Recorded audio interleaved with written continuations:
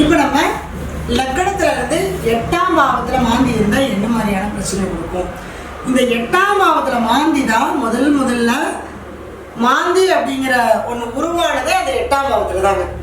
அதாவது நம்ம புராண கதைகள்ல ராவணன் தன்னுடைய மகன் கருவில் இருக்கும்போது, இந்திரஜித் கருவில் இருக்கும்போது நவ கிரகங்களை எல்லாம் தன்னுடைய இடத்துல ஒரே இடத்துல அடைச்சி வச்சுட்டு என் பையன் நீண்ட ஆயுளோட நல்லா பறக்கணும் அப்படின்னு சொல்லிட்டு எல்லா கிரகத்தையும் ஒரே இடத்துல அடைச்சி வச்சுட்டாரு. அப்போ என்ன பண்ணாருன்னா, எப்படி எல்லா கிரகமும் வேலை செய்யாம இருந்தால் எப்படி குழந்தை பிறக்கும்?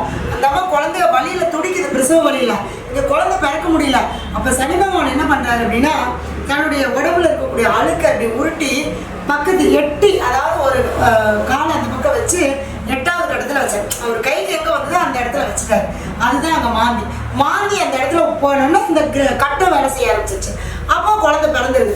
அப்போதான் ராவணன் அந்த காலை வெட்டுறதாகவும் அதனால தான் சனி பகவான் குணமாயிட்டாரு அப்படின்னு ஒரு புராண கதைகள் சொல்லப்படுது. அது நம்ம பார்க்குறோம் பார்க்கல, அது வேற விஷயம். அப்போ முதல்ல மாந்தி அப்படிங்கிற உருவான இடமே இந்த 8ஆம் பாவம் தான். அப்போ அதனால தான் இந்த 8ஆம் பாவத்தில் இருக்கக்கூடிய மாந்தி பார்த்தீங்க அப்படின்னா கொஞ்சம் ஆயில் பங்கத்தை கொடுக்கும். இந்த ஆயிலுக்கு ஒரு குறைபாட்டை கொடுக்கும்.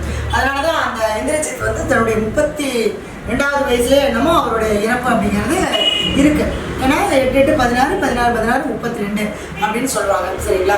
அப்போ இந்த மாதிரி அந்த 8ஆம் பாவத்தில் இருக்கக்கூடிய மாந்தி அற்ப ஆயில கொடுக்கும். அடுத்தது ஆயில பற்றின பயம் இருந்துக்கிட்டே இருக்கும். திடீர்னு விபத்து நடக்கிறது, திடீர்னு பிரச்சனை வருது, திடீர்னு சண்டை சச்சரவு வருது. இந்த மாதிரியான பிரச்சனைகளை கொடுக்கறது இந்த 8ஆம் பாவத்தில் இருக்கக்கூடிய மாந்தி தான். சரிங்களா? வாழ்க்கையில ரொம்ப சோதனையா இருக்குங்க. அது 8ல் மாந்தி இருந்துட்டா வாழ்க்கையே போராட்டமா இருக்கும். எதை தொட்டாலும் நஷ்டம், எதை தொட்டாலும் தோல்வி, எதையுமே ஜெயிக்க முடியாது. எந்த ஒரு விஷயத்தையுமே நம்மளால என்ன பண்ண முடியாதுங்க, ஜெயிக்கவே முடியாது. எதா இருந்தாலும் விரயம், பண விரயம், குடும்பத்துல ஏதாவது ஒருத்தர் விரயம், அந்த மாதிரி ஏதோ ஒன்று விரயமாயிட்டே இருக்கும். அதிகமாக பெற்றவங்களோட நமக்கு ஒரு அந்யோன்யமே இருக்காது. அந்த கருத்து வேறுபாடு இருந்துகிட்டே இருக்கும். அது அப்பா கிட்ட சுத்தமாக ஆகாது. அப்பா அப்படிங்கிறவரோட பேச்சு கேட்கவே மாட்டாங்க. 8ஆம் பாவத்தில் மட்டும் மாந்தி இருந்துச்சு அப்படின்னா. அடுத்தது பார்த்தீங்கன்னா அப்பாவுக்கும் அல்லது தாயாருக்கோ ஏதாவது உயிர் சம்மந்தப்பட்ட விஷயங்கள்ல கண்டிப்பாக ஒரு சேதார்த்தம். சரிங்களா? அது அது தொடர்ந்துகிட்டே இருக்கும். எப்போ அப்படிங்கிற மாதிரியான அந்த சூழ்நிலைகளை, அதுவும் தசாபுத்தியோ இந்த ராகுகேதுவோ ஏதாவது ஒன்று சம்மந்தப்பட்டுச்சுன்னா கூட்டு மரணமே கூட சம்மதிக்கும். இப்போ நிறைய இடங்களில் நம்ம கூட்டு மரணம் நடக்கக்கூடியது என்னன்னா, இந்த ராகு மாந்தி அந்த கோச்சாரத்தில் சந்திக்கும் போது கரெக்டாக என்ன பண்ணணும்னா அவங்களுக்கு அந்த கூட்டு மரணத்தையும் அல்லது விபத்தையும் அந்த கண்டத்தையும் நமக்கு கொடுக்குற மாதிரியான விஷயங்களை கொடுக்கும். சொல்லுவாங்க, ஒரு பஸ்ஸில் 30 பேர் போனாங்க, 30 பேர் ஸ்பாட் அவுட்டுங்க. கேள்விப்பட்டிருக்கோமா இல்லையா?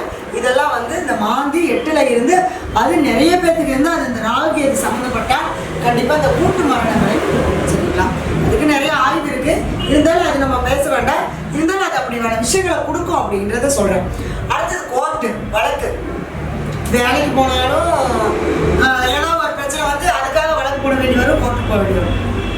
அடுத்தது கவர்மெண்ட்ல நமக்கு எப்பவுமே பஞ்சாயத்து தான் இல்லையா, பங்காளிக்குள்ள தகராறு போய் அது கோர்ட்டு. எப்போ பார்த்தாலும் கோர்ட் வாசப்படியாது. நம்ம செய்யாத தப்புக்கு தண்டனை கொடுக்கறது 8ஆம் இருக்கக்கூடிய மாற்றம். நம்ம முற்பிறவியில் செஞ்சது இப்பிறவியில் இல்லை, ஆனால் இப்பிறவியில் தண்டனை கொடுப்பார். அப்போ தேவையில்லாமல் நம்ம அந்த கோர்ட்டு கேஸ் அலையிறது என்னன்னா இதுதான் காரணம். சரிங்களா? அடுத்தது பார்த்தீங்க அப்படின்னா இந்த பங்காளிங்க கம்மியாக இருக்க மாட்டாங்க. ஏதோ ஒன்று கொண்டு போய் கோர்ட்டில் கேஸை போட்டுட்டு போராட்டம் பயங்கர கஷ்டம். சரிங்களா?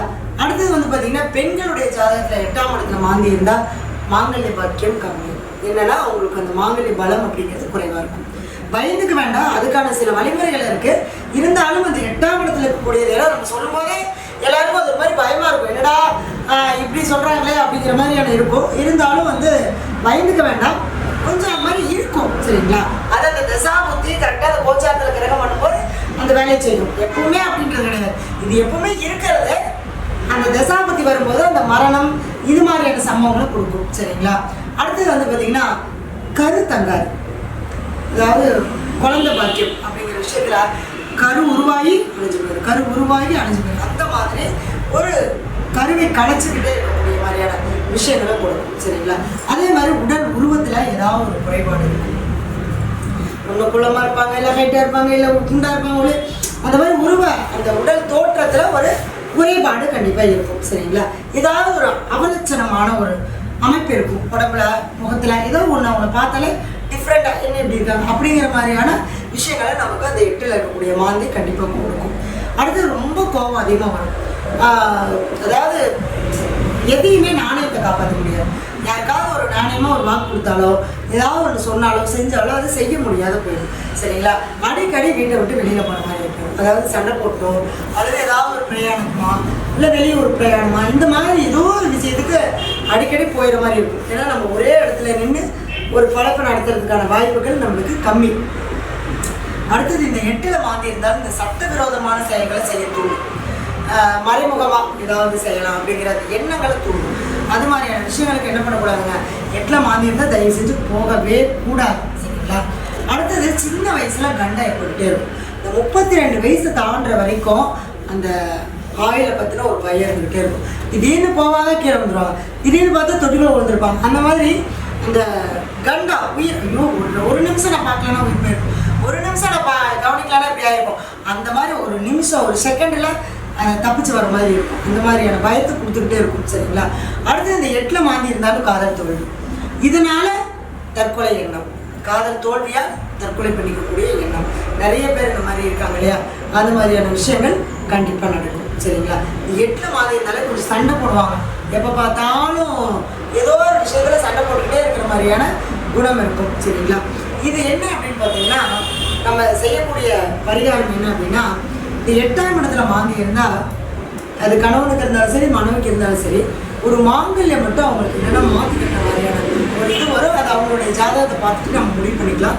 அதுக்கு முன்னாடி நீங்கள் என்ன பண்ணணும்னா 2 பேரும் போய் ஏதாவது ஒரு பெண்ணுடைய பிரேதத்துக்கு ஒரு புடவை ஒரு மாலை அதே மாதிரி தேங்காய் பழம் வெத்தலை பாக்கு இதெல்லாம் வச்சு ஒரு படையல் மாதிரி போட்டு அவளை கற்கண்டு பொறி கடலை இதெல்லாம் வச்சு சாமி கும்பிட்டுட்டு ஒரு மாங்கல்ய சரடு ஒன்று வாங்கி அதில் ஒரு மஞ்சளை கட்டி அந்த இடத்துல வச்சு நீங்கள் என்ன பண்ணணும்னா சாமி கும்பிடணும்.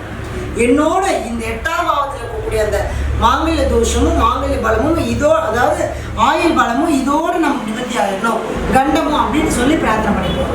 அப்படி பண்ணிட்டு வரும்போது என்னன்னா உங்களுக்கு அதுக்கு உண்டான வழிமுறைகள் நமக்கு நல்லதே நடக்கும் கண்டிப்பாக. சரிங்களா?